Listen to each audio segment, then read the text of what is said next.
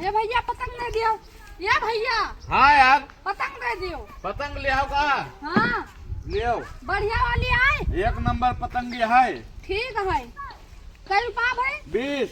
और 60 की लागत है।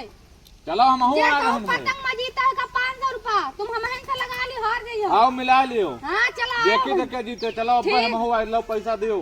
कई रुपया भाई? 20। ठीक ये लो। चलो आ रहे हैं महू। ठीक ठीक चलो चलो चल। पतंग उड़ेगी पतंग उड़ेगी। लड़कवन से कही थी खिचड़ी में नींबुआ न डाला करो, जैसे खिचड़ी में नींबुआ डाली ना हम खावा वैसे हमारे पेट साथ फूट गवा। इधर आगे लड़कों तो पतंग उड़ा होती कहाँ का जाई, अरे राम राम कहाँ का जाई, बहुत तेज।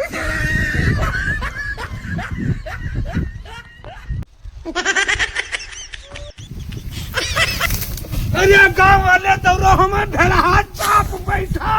अरे दादा रे सारे तुम ही झाड़ू नहीं फिरा दे तू हमें मां ऊपर आके फाट पर सारे नहीं के ए सारे नहीं के पूरा गु लगा दे। फाट पर सारे नहीं के गु लगा दे।